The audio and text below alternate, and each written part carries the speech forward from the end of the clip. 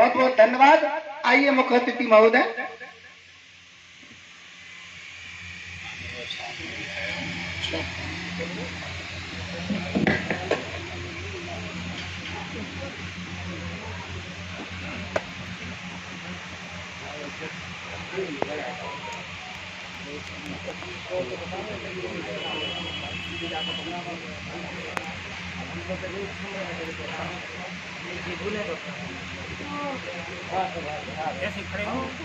संसार को शांति और मानवता का संदेश देने वाले महाकारुण्य तथागत गौतम बुद्ध, बोधिसत्व परम पूजनीय बाबा साहब डॉक्टर अम्बेडकर जी,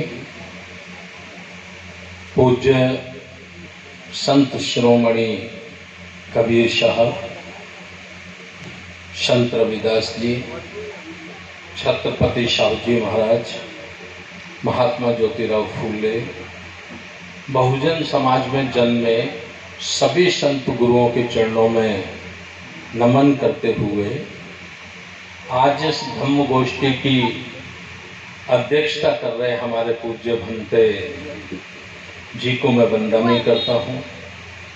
मंच पर विराजमान हमारे सभी आदर के योग्य सभी हमारे अतिथिगण, इस धम्म गोष्ठी में उपस्थित सभी हमारे उपासक भाई, उपासिकाएं, हमारी बहनें, इस कार्यक्रम के विशेष रूप से आयोजक हमारे माननीय चंद्रमान बेसरा साहब, सुरेश मेहनवान जी और उनकी पूरी टीम, सभी को मैं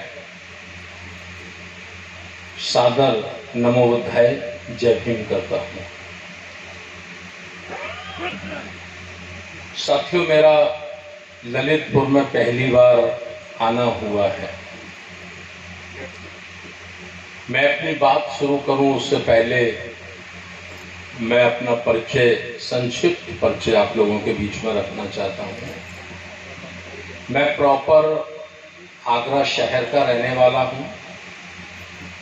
1980 से वामसेफ के माध्यम से मान्यवर कांशीराम साहब से मुझे जुड़ने का मौका मिला।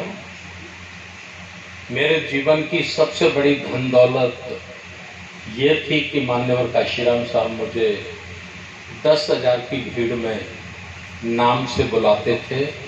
ये मेरे जीवन की सबसे बड़ी कमाई थी। आदरणीय बहन कुमारी मायावती जी का भी बहुत बड़ा आशीर्वाद मेरे ऊपर रहा है। मैं 2003 से 2015 तक कंटिन्यू 2 बार उत्तर प्रदेश में एमएलसी रहा हूँ। बहन जी की 3 सरकारों में राज्य मंत्री का दर्जा रहा है। भारत के बड़े बड़े 10 राज्यों में मुझे प्रभारी के रूप में काम करने का मौका मिला है। ये मैंने अपना परिचय आप लोगों के बीच में इसलिए रखा है क्योंकि मेरी आपकी मुलाकात पहली मुलाकात है। 2 जुलाई 2015 को अंतिम बार आदरणीय बहन जी के पैर छूकर, उनसे मुक्त होकर और ये कसम खाकर, ये संकल्प लेकर कि जब तक मैं जिंदा हूँ तब तक केवल और केवल बुद्ध धर्म का प्रचार प्रसार पूरे देश में करूँगा, यही मेरी जिंदगी का उद्देश्य है। इस काम में साथियों में लगा हूँ। अभी बहुत भयंकर गर्मी पड़ रही है।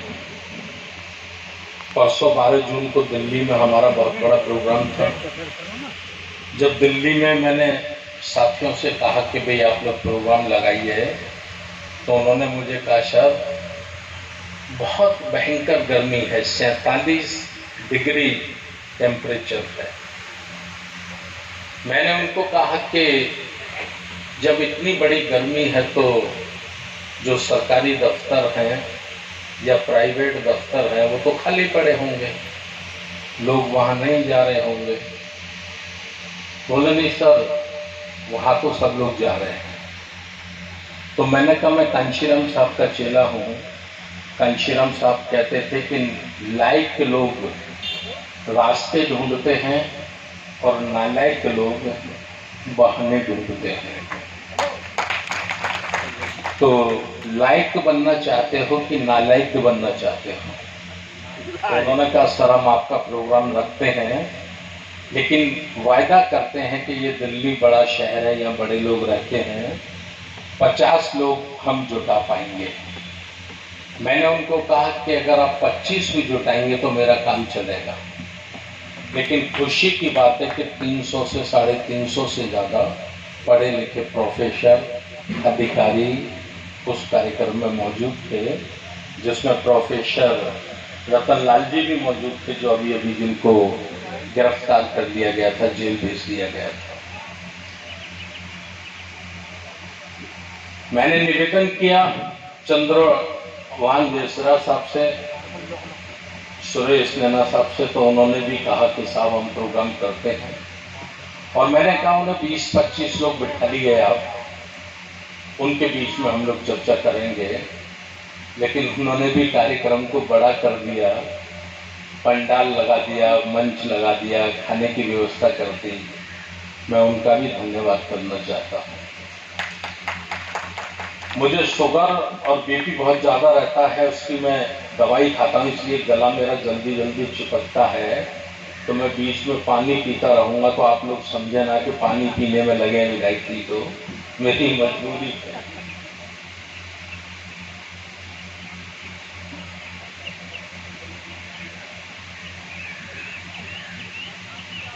बुद्ध का जन्म भारत में हुआ। बुद्ध को ज्ञान की प्राप्ति भारत में हुई। बुद्ध का महापरिनिर्वाण भारत में हुआ। लेकिन भारत में ही उनका धम्म कामयाब नहीं है, उनकी शिक्षाएं कामयाब नहीं है। ये बहुत बड़ा विषय है जिस पर हम लोगों को, खास करके बुद्धिजीवी वर्ग को अध्ययन करना चाहिए। भारत के 140 करोड़ लोग इतने लंबे समय में बुद्ध की शिक्षाओं को नहीं समझ पाए, ये भी एक बड़ा प्रश्न हमारे बीच में है। और ये प्रश्न इसलिए हमारे बीच में है कि बुद्ध के महापरिनिर्वाण के बाद 500 वर्ष बाद कुछ चालाक चंड किस्म के लोग भिक्षु संघ में प्रवेश पा गए। और जब वो भिक्षु संघ में प्रवेश पा गए तो उन्होंने बुद्ध का जो सही धम्म था उसको डाइवर्ट कर दिया, उसको बदल दिया। इसलिए मैं 5-6 बिंदुओं पे आज अपनी चर्चा आपके बीच में रखूंगा। सबसे पहले मेरा बिंदु होगा कि हम बुद्ध को जानें और बुद्ध को बुद्ध बनने से पहले जानें।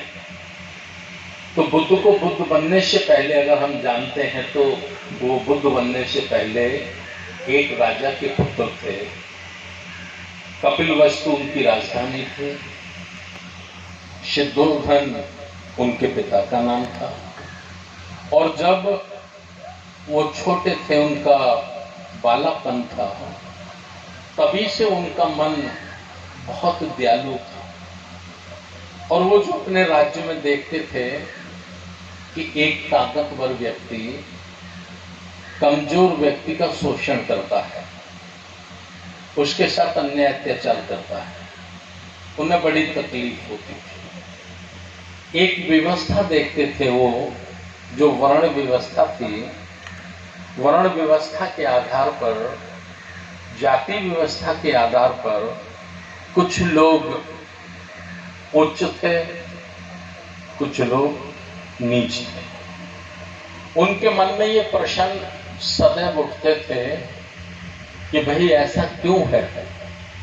तो वो अपने पुरोहितों से पूछते थे कि ऐसा क्यों है।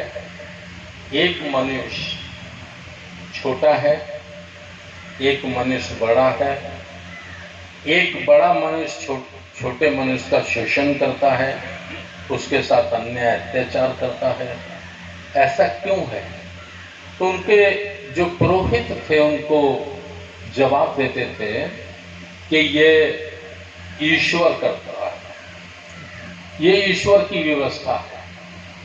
सिद्धार्थ का प्रश्न होता था कि ऐसा बताया गया है कि सारे लोग ईश्वर की संतान हैं, सभी को ईश्वर ने पैदा किया है, और जब सबको ईश्वर ने पैदा किया है तो फिर वो अपनी संतानों के साथ ही ऐसा अनजस्टिस क्यों करता है, ऐसा अन्याय क्यों करता है।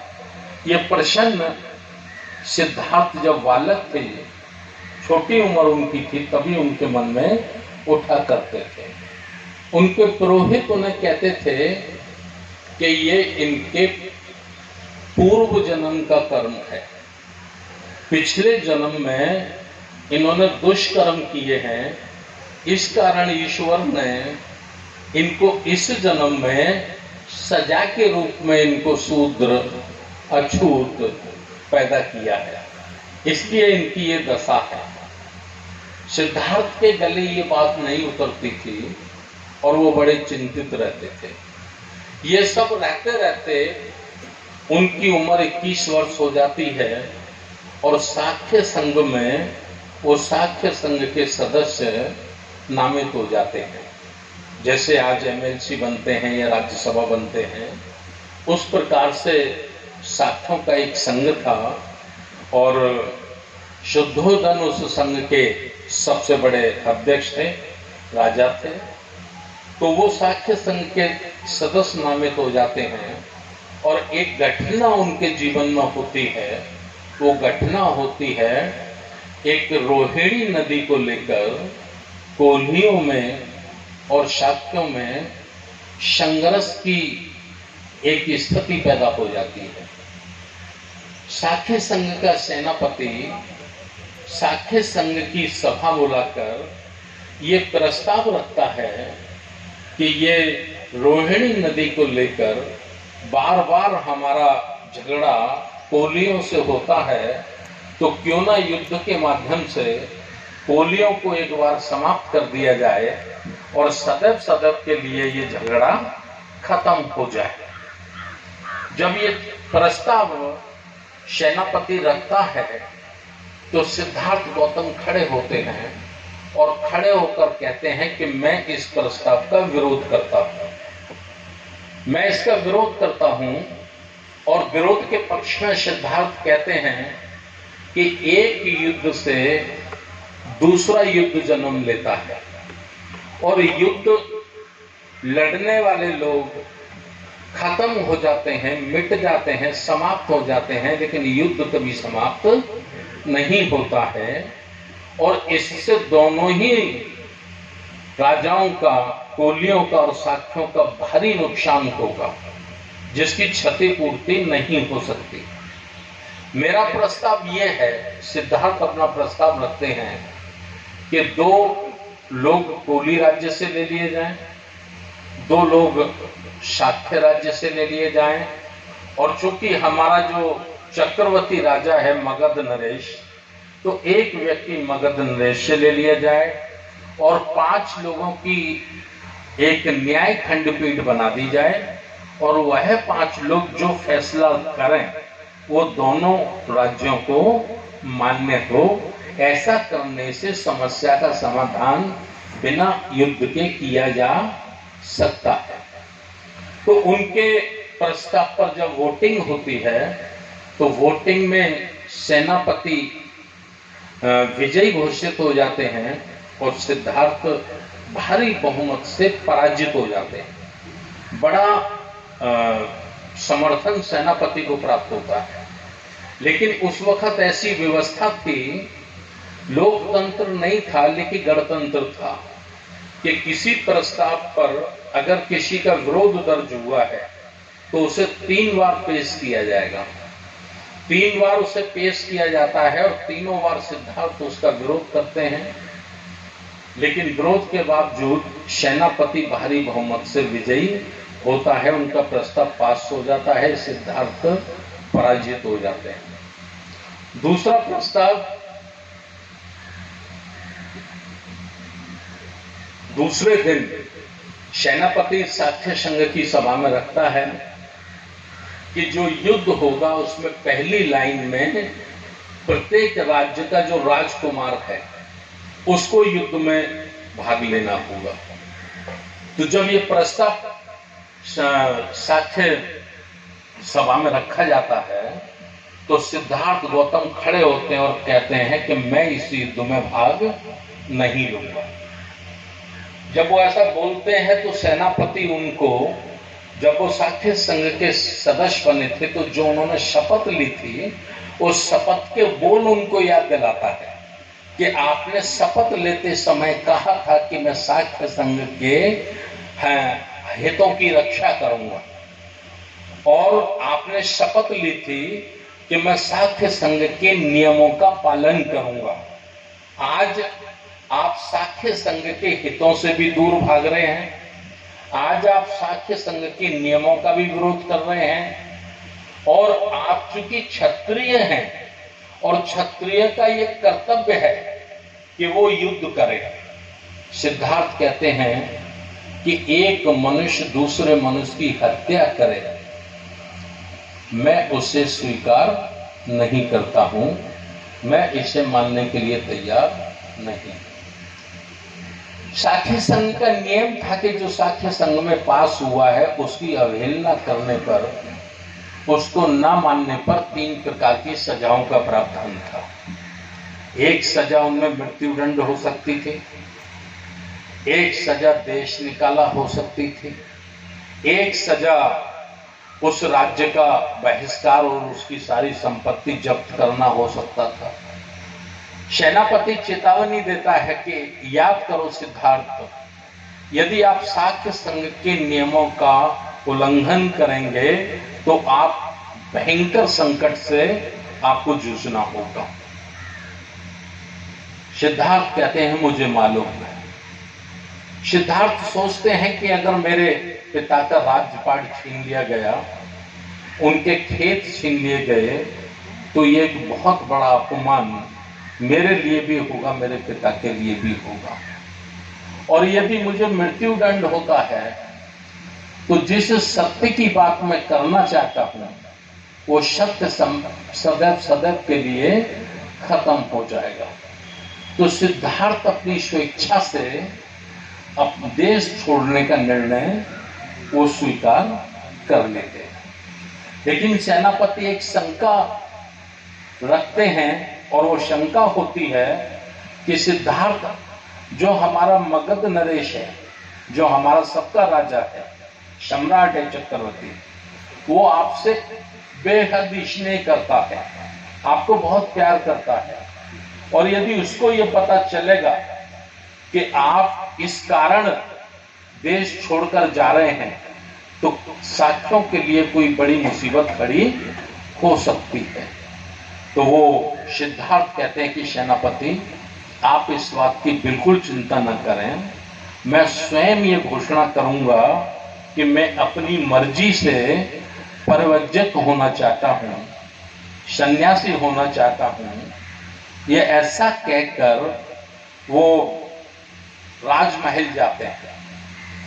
राजमहल जाते हैं तो उनको बड़ी चिंता होती है कि यशोधरा जिससे वो बेहद प्यार करते थे, राहुल उनका पुत्र जो 1 वर्ष का था जिसको बेहद प्यार करते थे, उनको लगता है कि यशोधरा को जब ये पता चलेगा कि मैं गृह त्याग करने वाला हूं, मैं देश छोड़ने वाला हूं, तो पता नहीं उसको बर्दाश्त कर पाएगी कि नहीं कर पाएगी।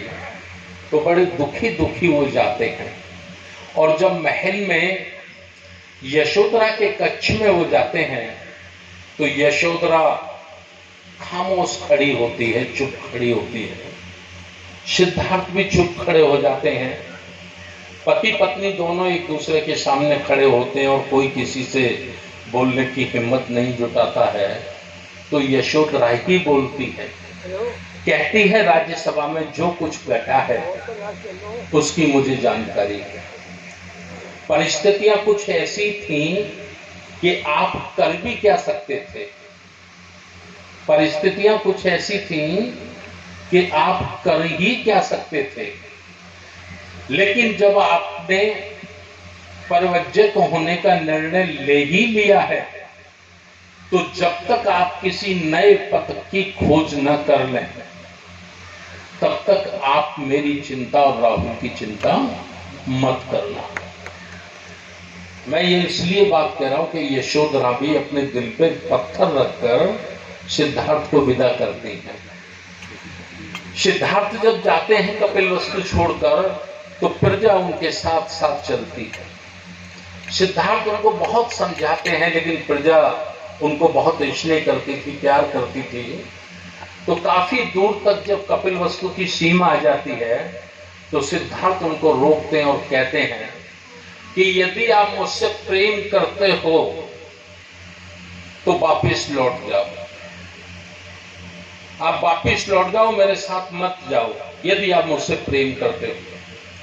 प्रजा कहती, सिद्धार्थ हमारे लिए क्या निर्देश है? सिद्धार्थ कहते हैं कि यदि कर सकते हो तो सेनापति ने जो युद्ध का निर्णय लिया है उसका विरोध करना। हो सके तो शाक्यों को और कोलियों को युद्ध से बचा लेना। प्रजा वापिस लौटती है और लौटकर शाक्य संघ में बगावत हो जाती है। प्रजा सड़कों पर उतर जाती है और नतीजा ये होता है कि सेनापति को अपना प्रस्ताव वापिस लेना पड़ता है। वापिस लेना पड़ता है। पुणे शाक्य संघ की सभा बुलाई जाती है और उसमें निर्णय होता है कि 4 लोग शाक्य राज्य से ले लिए जाएं, 4 लोग कोली राज्य से ले लिए जाएं और 2 लोग मगध नरेश के ले लिए जाएं, और 5 की जगह सिद्धार्थ का 5 का प्रस्ताव था, वो 5 की जगह 10 का प्रस्ताव हो जाता है और 10 लोगों की न्याय खंडपीठ बन जाती है और कोलियों का और शाक्यों का रोहिणी नदी को लेकर होने वाला युद्ध समाप्त हो जाता है बिना युद्ध के।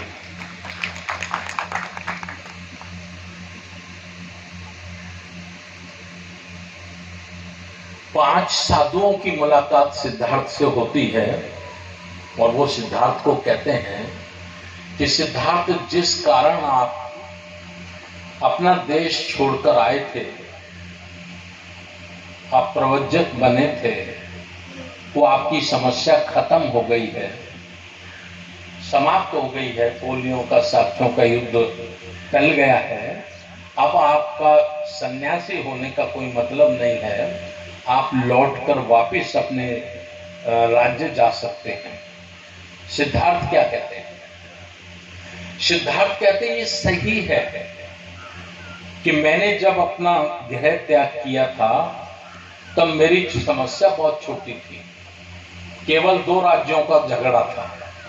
लेकिन जब मैंने दुनिया में देखा है, घर छोड़कर, महल छोड़कर जब मैंने देखा है, तो सारी दुनिया, सारा मानव जाति दुखों से पीड़ित है, दुखी है।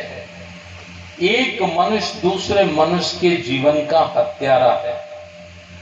एक मनुष्य दूसरे मनुष्य के दुखों का कारण है। और मैं जब तक इस दुखों का मुक्ति का कारण नहीं ढूंढ लेता, तब तक मेरा घर वापस जाना संभव नहीं है। ये बात मैं इसलिए कह रहा हूं कि सिद्धार्थ बुद्ध कैसे बने, ये हमारे देश के लोगों को विस्तार से जानना चाहिए। और कोई जाने या न जाने, SC ST OBC के लोगों को तो जरूर जानना चाहिए। उनकी ये चाहत होनी चाहिए कि हम सिद्धार्थ का गृह त्याग का कारण समझें और जानें। वो पूछते हैं कि मेरे सवाल है, मेरा प्रश्न है कि ईश्वर ने ऐसा अन्याय क्यों किया है। जब तक मेरे प्रश्न का उत्तर नहीं मिल जाता, तब तक मैं शांत बैठने वाला नहीं हूं। तो उनको कोई साथी बताते हैं कि गुरु हैं आला कलाम, वो बहुत बड़े ज्ञानी हैं, ऋषि हैं, आप उनके आश्रम में चले जाइए। वो उनके आश्रम में जाते हैं, अपनी विनती करते हैं, वो उनको शिष्य स्वीकार कर लेते हैं और वो उनको कठिन तपस्या बताते हैं। विपश्यना करना है, व्रत रखना है, जल समाधि में रहना है, भूखा रहना है, जितना वो बताते वो सब कुछ कर लेते हैं। जितना वो गुरु जानते हैं सब सिद्धार्थ कर लेते हैं, और सिद्धार्थ के प्रश्न का उत्तर नहीं मिलता। वो गुरु से कहते हैं, गुरु मेरे प्रश्न का उत्तर नहीं मुझे मिला है। तो आला कलाम कहते हैं कि सिद्धार्थ जितना हम जानते थे हमने सब बता दिया, इससे आगे हमको भी मालूम नहीं है। हमसे और बड़े ऋषि हैं, आप वहां चले जाओ। ऐसे करते करते वो 8 ऋषियों के आश्रम पर जाते हैं, और 8 ऋषियों में से जो सबसे बड़े ऋषि होते हैं अनंत, वो भी हाथ जोड़कर खड़े हो जाते हैं कि सिद्धार्थ जितना हम जानते थे हमने सब बता दिया, इससे आगे तो हमको भी पता नहीं है। तब सिद्धार्थ सोचते हैं कि अब इस सत्य की खोज मुझे अकेले ही करनी होगी, मुझे स्वयं में ही ये खोज करनी होगी। और वो बौद्ध गया की जो पहाड़ी है वहां 6 वर्ष कठिन तपस्या करते हैं।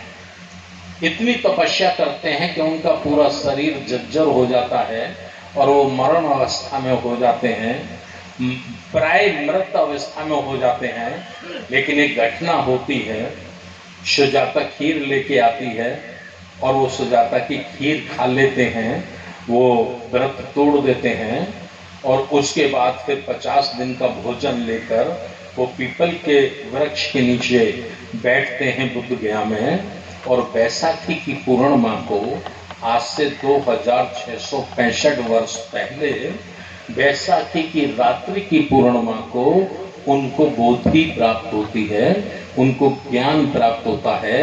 अर्थात वो खोज करके दुख क्या है, दुख का कारण क्या है, उसका वो खोज लेते हैं। ये घटना उनके जीवन में होती है। अब सवाल ये उठता है कि जो हमारे भिक्षु हैं, जो तो हमारे धम्माचार्य हैं या हमारे जो उपासक हैं, वो हमको बताते हैं कि बुद्ध को बोधि प्राप्त हुई, उनको ज्ञान प्राप्त हुआ, वो बताते हैं, हम सुनते हैं। लेकिन क्या ज्ञान प्राप्त हुआ, क्या बोधि प्राप्त हुई, वो उसकी परिभाषा नहीं बताते, उसका रीजन नहीं बताते। इसलिए 140 करोड़ भारत के लोग आज भी कंफ्यूज हैं। मैं अपने शब्दों में बताता हूं कि बुद्ध को क्या बोधि प्राप्त हुई, बुद्ध को क्या ज्ञान प्राप्त हुआ। बुद्ध को यह बोधि प्राप्त हुई कि संसार में, संपूर्ण संसार में ईश्वर नाम की कोई चीज नहीं है। ईश्वर नाम की कोई चीज नहीं है।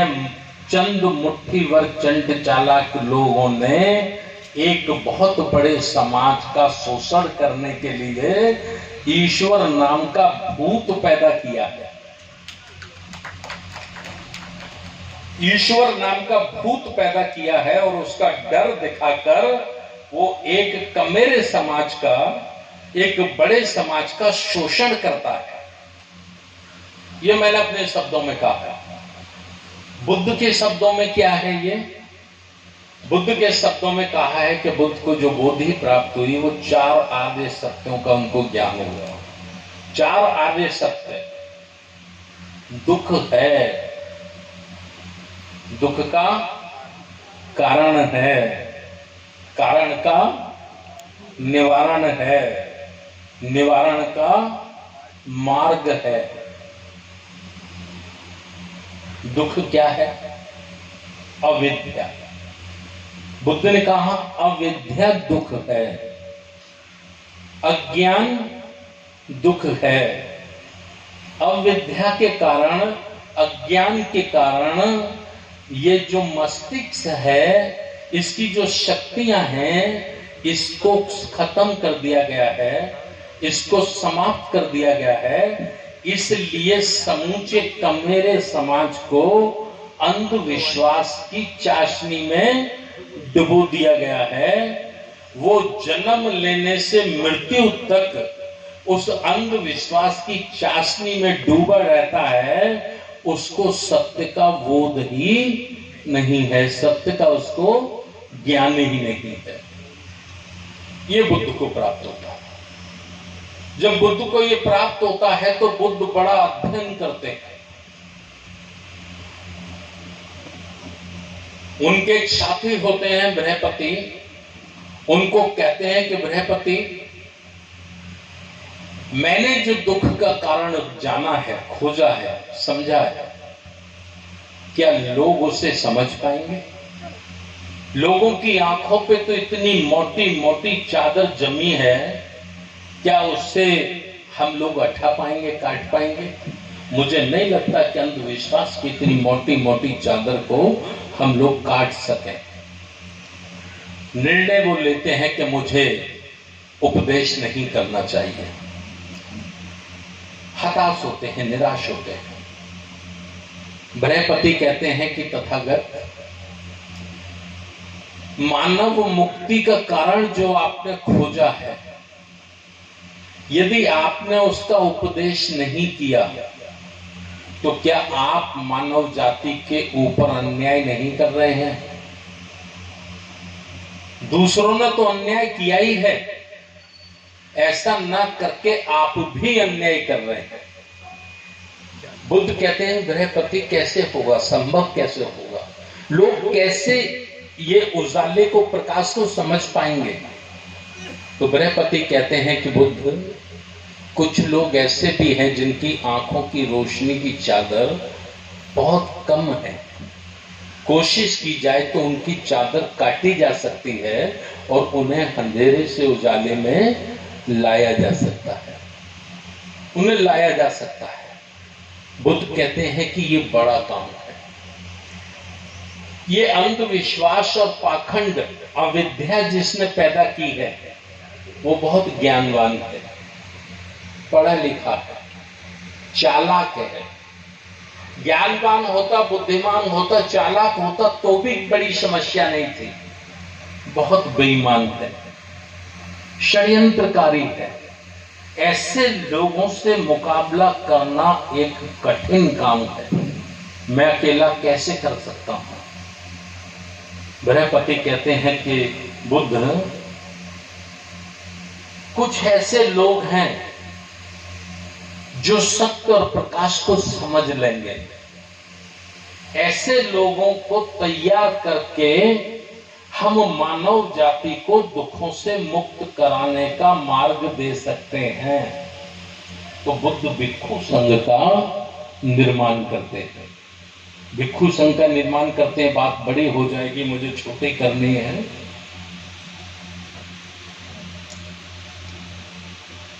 पैंतालीस वर्ष भिक्षु संघ धम्म का प्रचार करता है। और उस वक्त एक संस्कृति थी, जिस संस्कृति के षड्यंत्र के शिकार थे सारे लोग, वो संस्कृति थी ब्राह्मण संस्कृति। ब्राह्मण संस्कृति की शिकार थे सारी मानव जाति। तो उससे मुक्त करने के लिए, उससे निकालने के लिए बुद्ध दूसरी संस्कृति का निर्माण करते हैं, और वो संस्कृति होती है श्रमण संस्कृति। श्रमण संस्कृति का मतलब होता है श्रम करके, मेहनत करके, मजदूरी करके, बड़ी ईमानदारी से अपने जीवन का पालन पोषण करने वाला समाज। और ब्राह्मण संस्कृति का मतलब होता है छल कपट, धोखा, डरा धमका कर लूटने वाला समाज। तो छल कपट, धोखे से डराकर लूटने वाले समाज के चंगुल से निकालने के लिए बुद्ध श्रमण संस्कृति का निर्माण करते हैं और उसके लिए कुछ नियम बनाते हैं। नियम बनाते हैं जैसे पंचशील, 5 शील, अष्टांग मार्ग। ये मनुष्य को दुखी जीवन से सुखी जीवन की ओर ले जाने की औषधि है, दवाई है। जब मानवता पूरी बीमार पड़ी है तो उसको बीमारी कैसे ठीक की जाए, उसके लिए पंचशील और अष्टांग मार्ग एक औषधि का काम करता है, दवाई का काम करता है। 45 वर्ष बुद्ध के संघर्ष के कारण अब हमें समझना यह होगा कि बुद्ध की जो क्रांति थी वो आध्यात्मिक नहीं थी। बुद्ध की क्रांति आध्यात्मिक नहीं थी, पूजा पाठ की नहीं थी। बुद्ध की क्रांति जो थी वो सामाजिक, आर्थिक और राजनीतिक क्रांति थी। अर्थात वर्ण व्यवस्था के आधार पर जो गैर बराबरी की समाज बनाया गया था, उस गैर बराबरी को समाप्त करके बराबरी के समाज का निर्माण करना ही बुद्ध की श्रमण संस्कृति थी। समता, स्वतंत्रता, बंधुता, न्याय पर आधारित समाज का निर्माण करना बुद्ध का धर्म था, बुद्ध का आंदोलन था। आध्यात्मिक नहीं था, अर्थात पूजा पाठ का आंदोलन बुद्ध का नहीं था।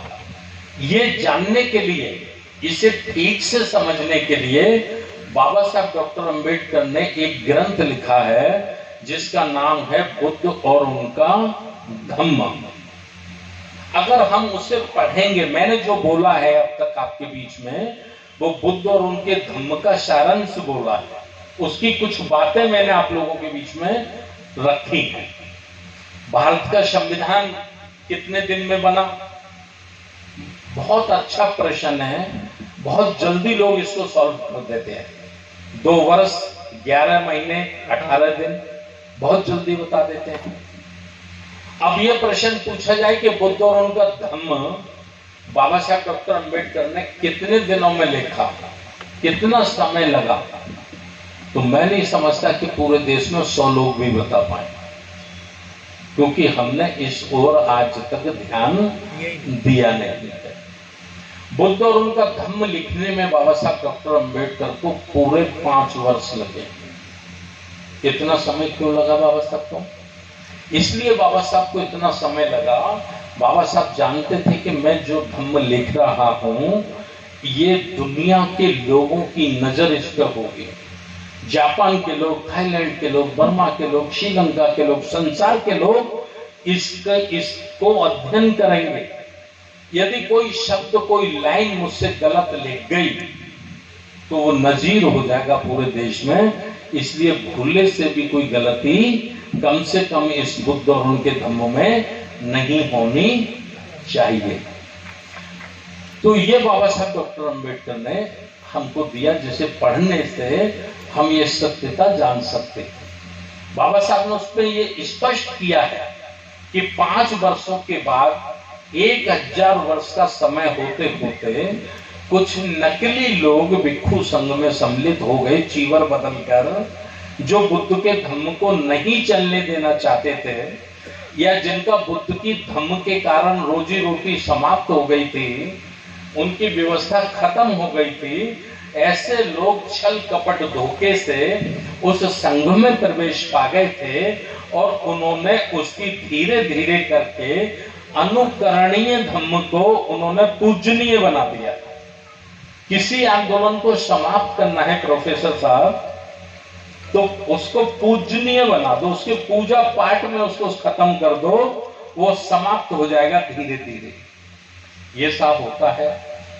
अब हमारे सामने प्रश्न उठता है